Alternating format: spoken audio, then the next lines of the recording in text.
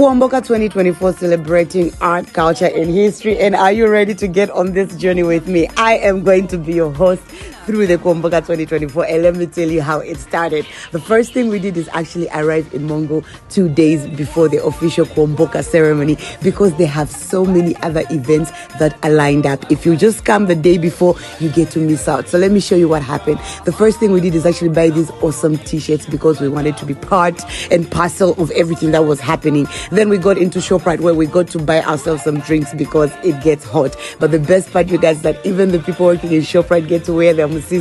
The energy is so electric. From there, just out of ShopRite for free in the car park, there was a presentation from our Bemba and Ngoni beloveds who have also come to witness the Kuomboka. And you know what's so fun about this year? The Chiti Mukulu.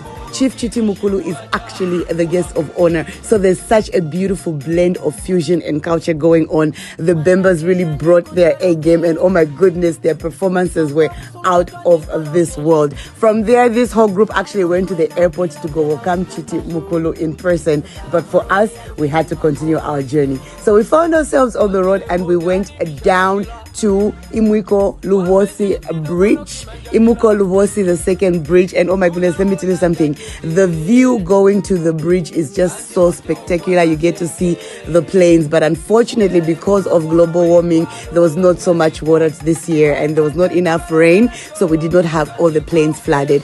But nevertheless, we persisted and we found ourselves in these beautiful little thatched shops where they were selling all kinds of goodies. But what I wanted to try was actually the fish. This small fish was actually so delicious. I could not believe it. I'm like, how is this there? And it was only 20 kwacha. So I decided to do what I do best. There's nothing better than sharing food. So I bought the entire tray at only 40 kwacha. And I fed everybody in the little shop because sharing is caring. We had so much fun together. We laughed around, we joked around, and you know me, next thing you know, it's a party right there by the river. By the way, the Imwiko Lubosi Bridge is right on the Zambezi. It's just there on your way to Kalabo. So from there, we're like having such a good time eating fish. And then the guys were like, you know what?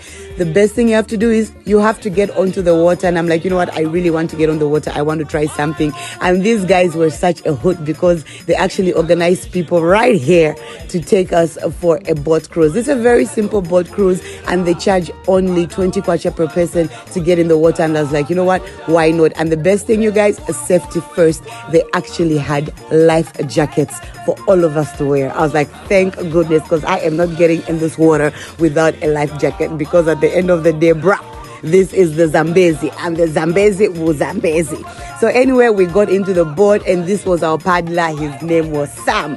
So Sam was actually helping paddle, even though we actually had an engine, so they had to first push the boat right into the water, and from there we could just enjoy and relax. I loved being in the water, and because it was Thursday and there were not many people, I just had the entire place to myself, me and my friend, and it was nice seeing other people passing. And actually, this is a mode of transportation for so many people who go to different villages. From there, I took a walk under the bridge, and then I found these beautiful ropes that they're selling right there by the water. These are the ropes that the fishermen use, and they're so strong. And from there, I found my favorite thing, mwanja, aka cassava.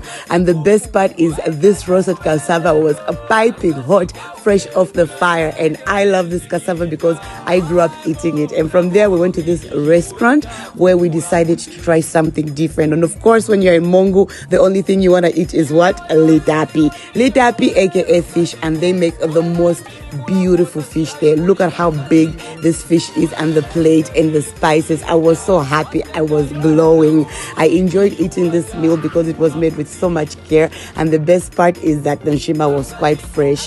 From there, it was nighttime. This has been a long day, but guess what? The best part is on Thursday, there's an event called Mauma. In Lozi Mauma, it's when the Litunga actually comes and he beats the drums to call the paddlers. It's such an exciting event because we rarely see the Litunga up and about, and this is an important moment because he's actually calling the people to come who are going to paddle on the Nalikwanda. And this was the moment I realized that this was not going to be a good night for me, because guess what? Only men are allowed to beat the Mauma, and only men are allowed to get closer to the Mauma. So I found myself just chilling with all the other women trying to figure out what to do. But you know what? Sizo. Our culture is our culture. I was like, you know what? Let the men do it. But at the back, I was guaranteed to see some more action. So we stayed around in the palace. This is in Lealui for maybe an hour. And before we know it, all these other men came and it was time for everybody to kneel down. I was just excited watching everybody, and I was right at the center, but I was still like a good 40 meters away from the action. So this is how all the men now have to kneel down, because the Litunga was coming. And oh my goodness, this is the moment where the Litunga came out and he started beating the drums, and everybody went crazy. Everybody started dancing. All the women got up from their seats, and let me tell you, there were tents with different people. There were also princesses, and there were different chiefs from different regions who were all here. And by the way, this is like at 20 to 21 at night, so this doesn't happen during the day.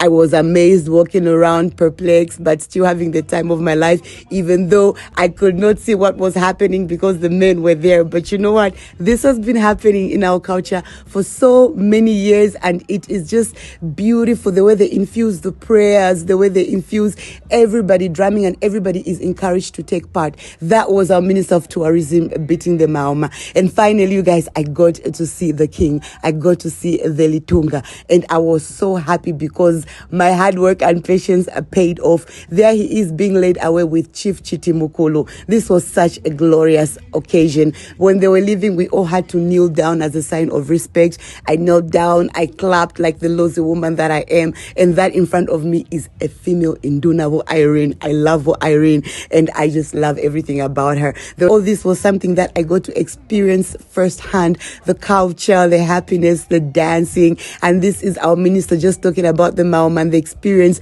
that he had. And that is me just photo bombing the minister because I got time. And this was the end of day one. This is a paddler on the Nalikwanda. Get ready for day two, where I'm going to tell you about the regatta. But this day was so much fun.